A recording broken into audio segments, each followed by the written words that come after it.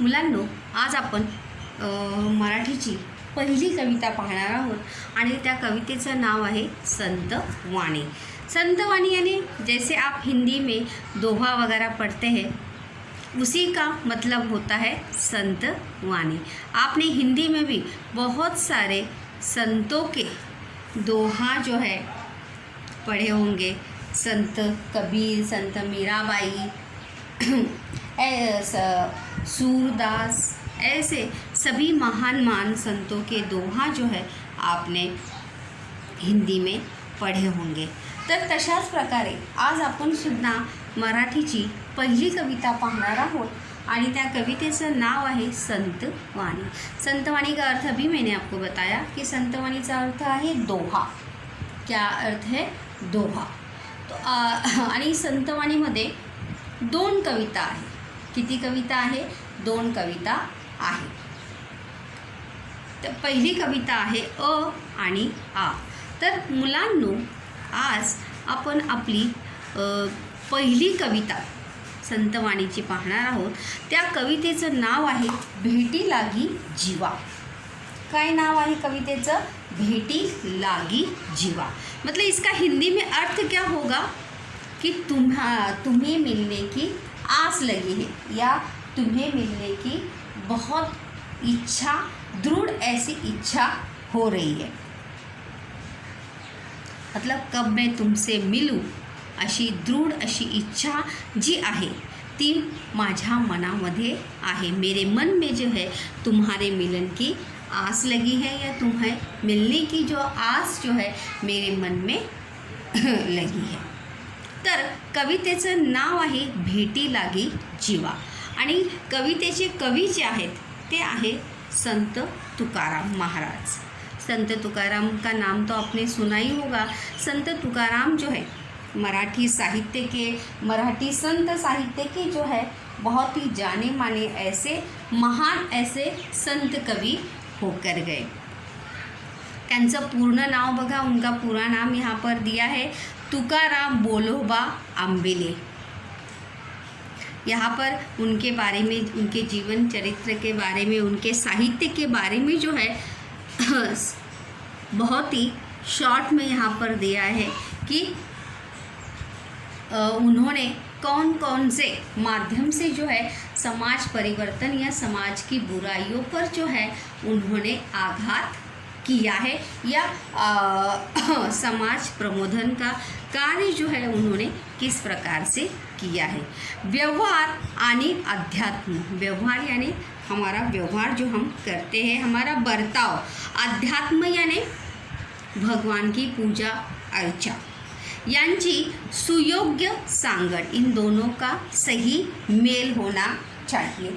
ऐसा कभी भी नहीं होना चाहिए कि हम सब कुछ छोड़ छाड़ कर, अपनी जिम्मेदारियां, अपने कर्तव्य को भूल कर, सब कुछ छोड़कर हम सिर्फ प्रार्थना या भगवान की पूजा अर्चना में ही लग जाए। दोनों का मेल जो है वो बराबर से होना चाहिए। घालणारे वारकरी संप्रदायातील हे मोठे असे संत कवी आहेत। दांभिकता, दांभिकता यानी समाज की जो बुराइयां है। दैववाद यानी भगवान को मानना चाहिए या नहीं मानना चाहिए। अहंकारी वृत्ति, अहम, अगर हमारे अंदर घमंड आता है, अहम अगर हमारे ऊपर सवार हो जाता है तो हम खुद की प्रगति जो है नहीं कर सकते, ना ही हम दूसरों की प्रगति होने देते हैं। दुराचार म्हणजे वाईट विचार इत्यादी परखड समाचार त्यांनी आपल्या अभंगामधून घेतला आहे। मतलब इन सभी पर उन्होंने अपने अभंग के माध्यम से खरी खोटी समाज को सुनाई या इनके ऊपर उन्होंने अभंग के माध्यम से, अपने प्रवचन के माध्यम से जो है लोगों को जागरूक किया है। प्रेम, नैतिकता, करुणा व सर्वांभूती ईश्वर या मूल्यांना प्रमाणभूत मानून आपल्या प्रापंचिक जीवनाचा आदर्श ते अभंगातून मांडतात। मतलब प्रेम, स्नेह, नैतिकता यानी क्या, अच्छे विचार हमारे अंदर, अच्छे वैल्यूज़ होने चाहिए, अच्छे विचार हमारे अंदर होनी चाहिए, दया की भावना होनी चाहिए, सभी के प्रति प्रेम, अपनापन की भावना होनी चाहिए। ये सब बातें जो है वो अपने अभंग के माध्यम से जो है समाज के सामने हमेशा उन्होंने रखी है। आणि अशाच प्रकारे या अभंगातून सुद्धा बघा, प्रस्तुत अभंगातून संत तुकारामांनी आपल्या मनातील विठ्ठलाच्या भेटीची ओढ, ध्यान से सुनिए कि इस अभंग से संत तुकाराम ने विठ्ठल भगवान से मिलने की आस जो है, प्रबळ ऐसी इच्छा, ओढ म्हणजे काय, आस, इच्छा, समर्पक दृष्टांतातून व्यक्त केली है। दृष्टांत इस शब्द का अर्थ है बच्चों उदाहरण। दृष्टांत एक अलंकार भी है, मराठी में तो नहीं है आपको ग्रामर में, लेकिन हिंदी में जब आप आगे आगे पढ़ाई करेंगे तो ज़रूर आप अलंकार पढ़ेंगे कि किस प्रकार से, जैसे हम अपने आप को अलंकार से सजाते हैं, संवारते हैं, उसी प्रकार से भाषा भी किससे सजी होती है, अलंकार से सजी होती है। तो दृष्टांत भी एक क्या है, अलंकार है। आणि दृष्टांत म्हणजे काय, उदाहरण। अलग अलग उदाहरणों से उन्होंने विठ्ठल भगवान, विठ्ठल देखिए, विठ्ठल भगवान का नाम अपने सभी ने सुना होगा। विठ्ठल भगवान जो है एक श्री कृष्ण का ही दूसरा एक रूप है। और वारकरी संप्रदाय के सभी वारकरी लोग जो है वो किसकी पूजा अर्चा करते हैं, विठ्ठल भगवान की पूजा अर्चा वो करते हैं। तो चलिए देखते हैं कि संत तुकाराम महाराज आपल्या अभंगातून आपल्याला काय सांगत आहे।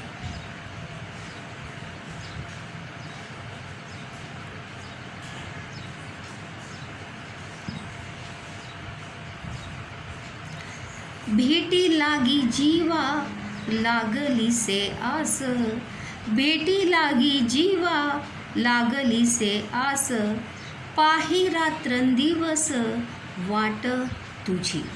भेटी लागी जीवा लागली से आस, भेटी लागी जीवा लागली से आस, पाही रात्रंदिवस वाट तुझी। पौर्णिमेचा चंद्रमा चकोरा जीवन, पौर्णिमेचा चंद्रमा चकोरा जीवन, तैसे माझे मन वाट पाहे, तैसे माझे मन वाट पाहे। दिवाळीच्या मुळा लेकी आसावली, दिवाळीच्या मुळा लेकी आसावली, पाहतसे वाटुली पंढरीची। दिवाळीच्या मुळा लेकी आसावली, पाहतसे वाटुली पंढरीची। भुकेली या बाळ अतिशोक करी, भुकेली या बाळ अतिशोक करी, वाट पाहे उरी ती माऊलीची।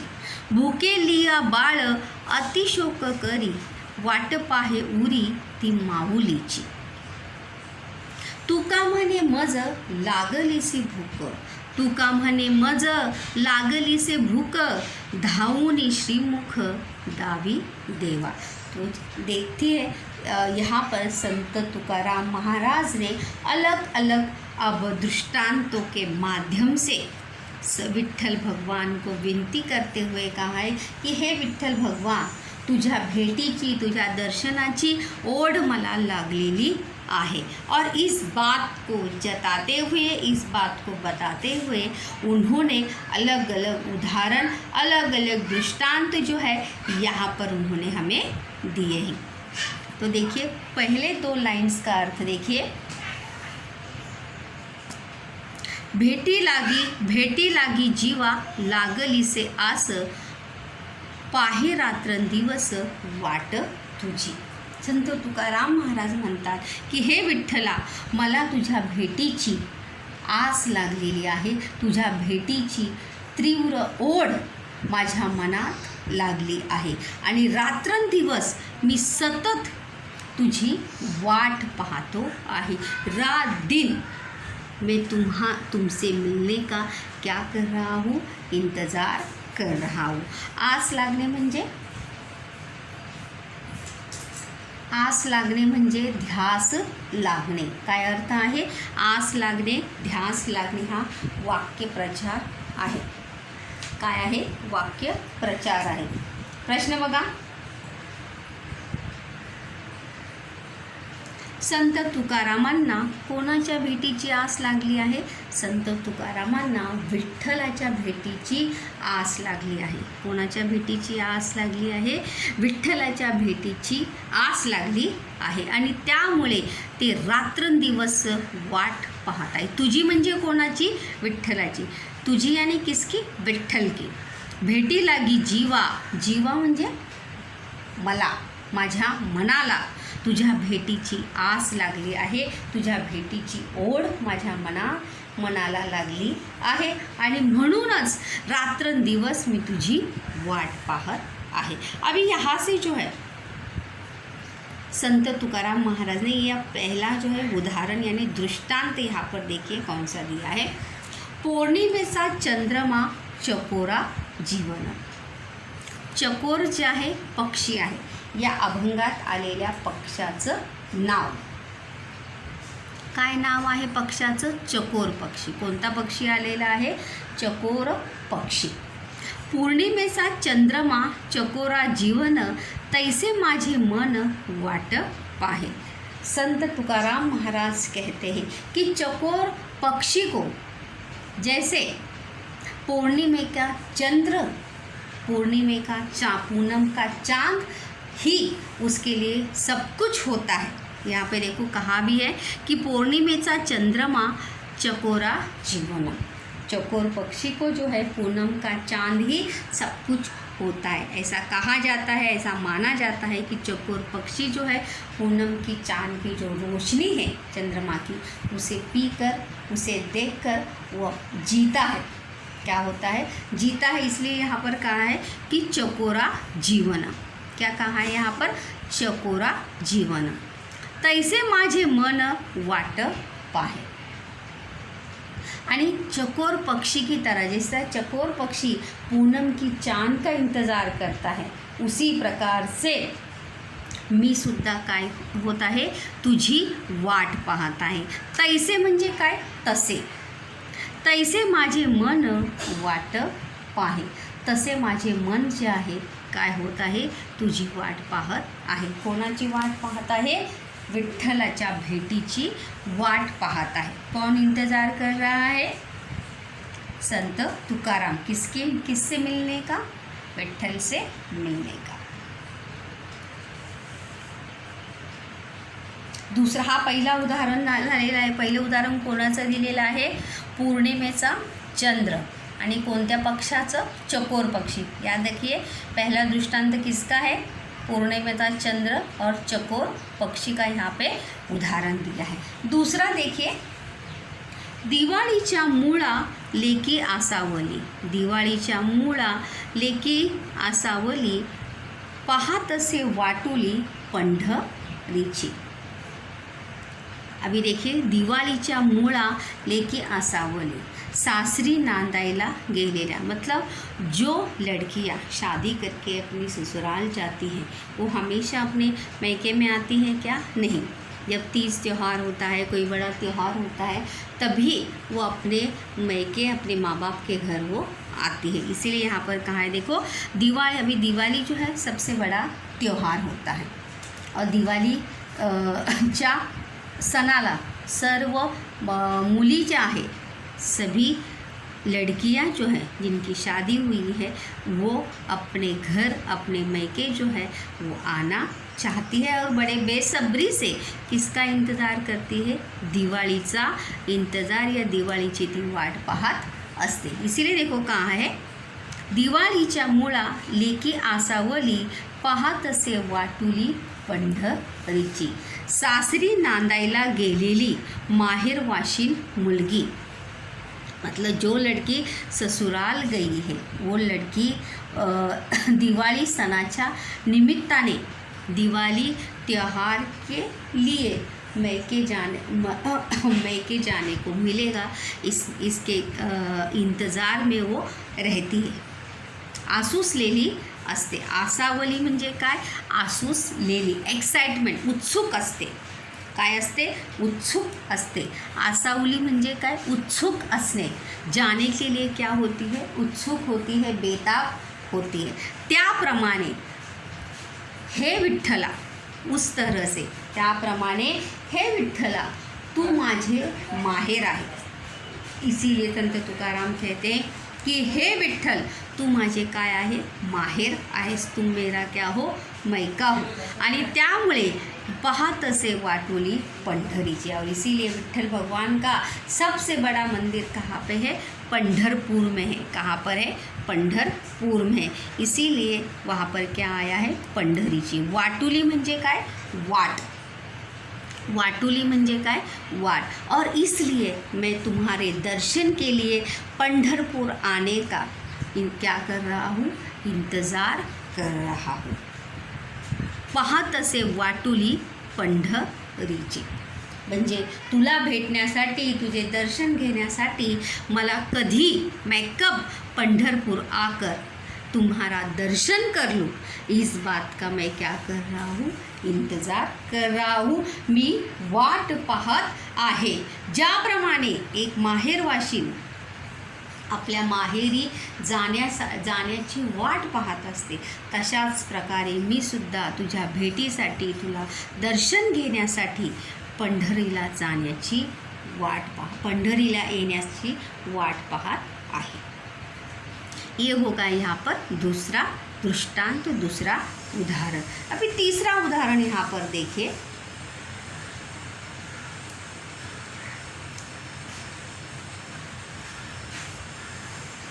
कोण कोणाची वाट आहे? लेक कशाची वाट बघते? माहेरी बोलावले येण्याची. कशाला? दिवाळीला माहेर जायला मिळते म्हणून. वाट बघणारा कोण? लेक. लेक यानी क्या? मुलगी. प्रश्न पण आहे, वाट कोण बघत आहे? वाट बघणारा कोण? लेक. लेक म्हणजे कोण? मुलगी. तिसरं उदाहरण बघा. भुकेली वा बाळ अतिशोक करी. भुकेली वा बाळ अतिशोक करी, वाट पाहे उरी माऊलीची. भुकेलेले बाळ काही खायला मिळावे म्हणून रडून रडून आईकडे काय करत असते? आक्रोश करत असते. छोटा बच्चा जो है, जब उसे भूख लगती है तो बिलक बिलक के रोते हुए किसकी तरफ देखता? आईकडे, अपनी माँ की तरफ देखकर जोर जोर से वो क्या होने लगता है? रोने लगता है. अति शोक करी. शोक करने म्हणजे यहाँ पर इसका अर्थ है रडने, रोना, बहुत जोर जोर से रोना. भूखे लिया बाळ. बाळ यानी क्या? लहान मूल, छोटा बच्चा जो है, छोटा सा बच्चा जो है, जब उसे भूख लगती है तो अपनी माँ की तरफ देखकर वो क्या होने लगता है? जोर जोर से रोने लगता है. वाट पाहे उरी माऊलीची. आणि त्याचप्रमाणे तू माझी काय आहे? माऊली आहे. संत तुकाराम जो है विठ्ठल भगवान को कहते हैं कि तू माझी काय आहे? माऊली आहे. वो मी तुझे बाळ आहे. मतलब तुम मेरी माता हो और मैं तुम्हारा क्या हूँ? पुत्र हो. मी तुझं काय आहे? बाळ आहे. विठ्ठल रूपी मातेची मी मनापासून वाट पाहत आहे. बघा इथं आलेलं आहे, वाट पाहे उरी माऊलीची. म्हणजे मी मनापासून विठ्ठल रूपी मातेची काय होत आहे? वाट पाहत आहे. संत तुकाराम महाराज ने विठ्ठल भगवान को किसकी उपमा दी है? माता की उपमा दी है. किसकी उपमा दी है? माता की उपमा दी है. संत तुकाराम महाराज ने विठ्ठल भगवान को क्या कहा है? अपनी माता कहा है. ये हो गया तीसरा उदाहरण. इथे कोण वाट पाहत आहे? भुकेलेले बाळ. कोण वाट पाहत आहे? भुकेलेले बाळ. कोणाची वाट पाहत आहे? आईची. कोणाची वाट पाहत आहे? आईची वाट पाहत आहे. आणि वाट बघण्याचं कारण काय आहे? खायला मिळेल म्हणून. काही खायला मिळेल, कुछ खाने को मिलेगा, इसलिए वो अपनी माँ का क्या कर रहा है? इंतज़ार वो कर रहा है. म्हणून तो आपल्या आईची काय होत आहे? आईची काय करत आहे? वाट पाहत आहे.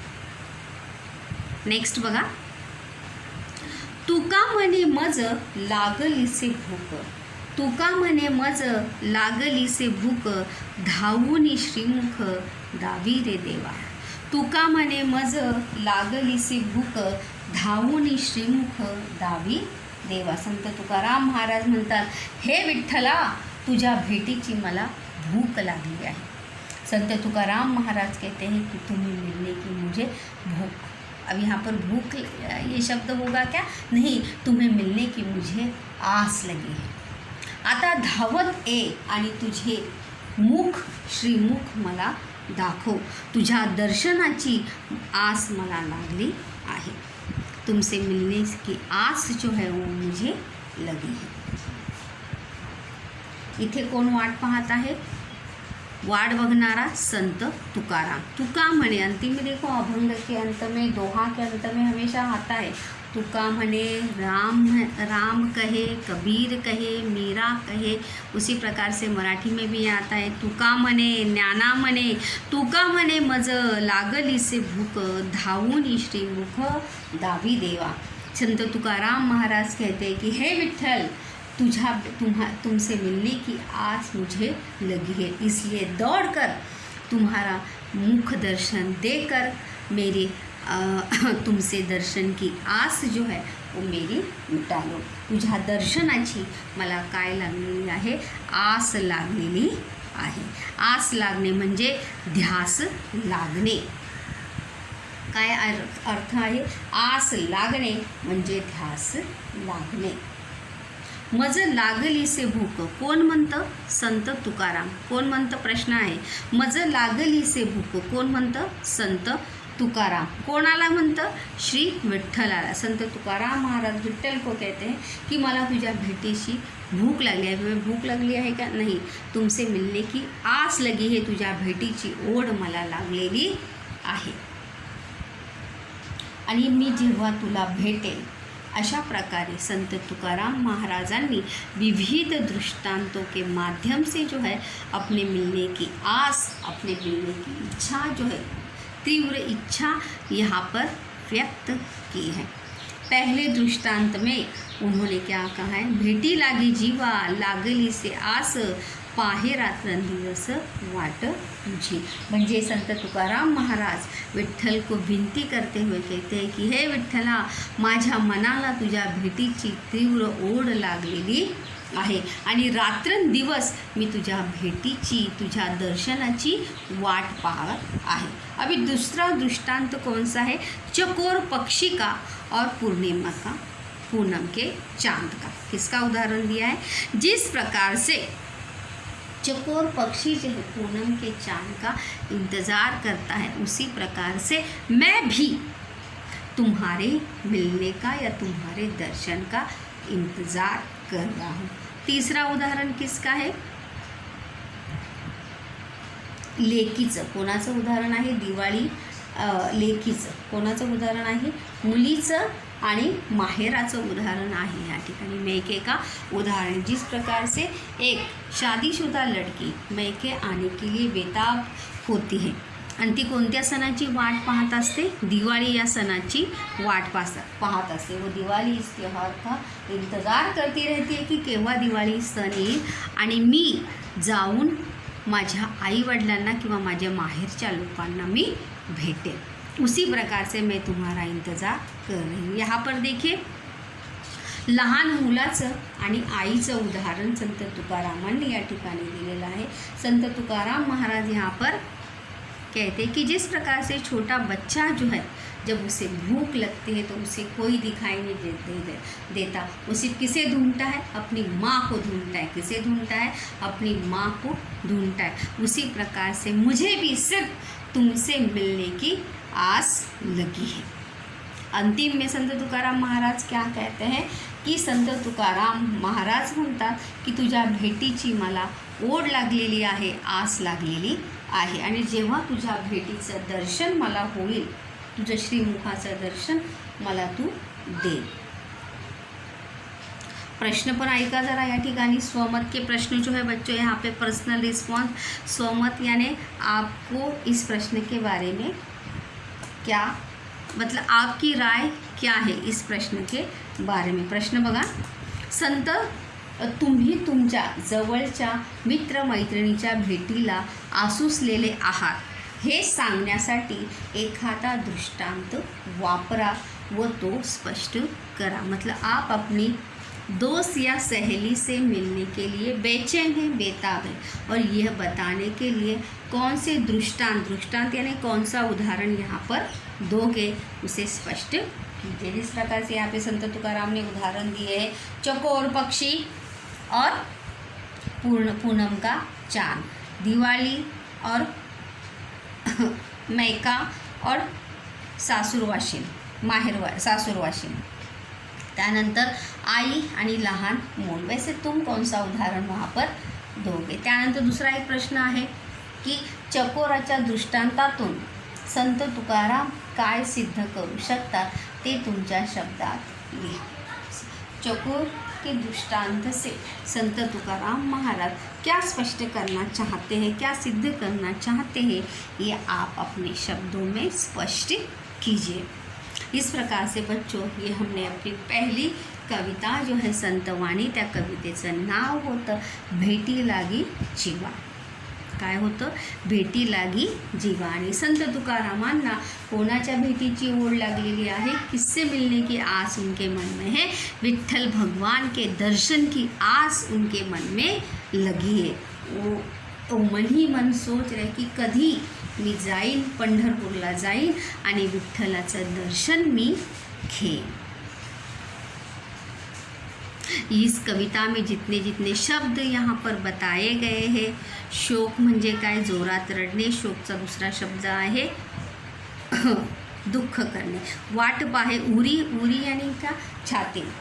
छोटा बच्चा जो है जब अपनी माँ से बिलक कर, छाती से बिलक कर जब वो दूध पीता है तब वो क्या होता है? शांत हो जाता है. उसी प्रकार से संत तुकाराम महाराज ने भी एक माता और छोटे बच्चे का उदाहरण यहाँ पर दिया है कि मैं भी जब तुम्हारा दर्शन लूँगा या तुम्हारा दर्शन करूँगा तो मेरी भी आस या मेरी भी इच्छा जो है वो क्या होगी?